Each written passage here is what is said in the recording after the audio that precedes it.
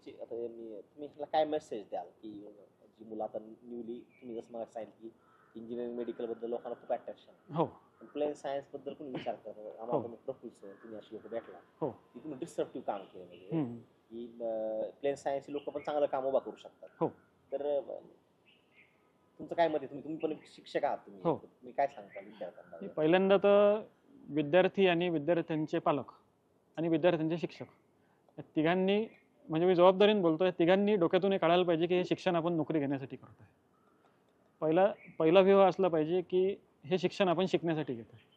म्हणजे शिक्षण शिकून ते कुठंतरी आपण अप्लाय केलं पाहिजे आणि त्याच्यातून एक नवीन आयडिया प्रोडक्ट कोणाला तरी काही इनोव्हेटिव्ह काहीतरी तयार होईल या पर्स्पेक्टिव्हनी या व्हिजननी जोपर्यंत आपण शिक्षण घेणार नाही ना तोपर्यंत इनोव्हेटर्स तयार होणार नाही असं मला वाटतं.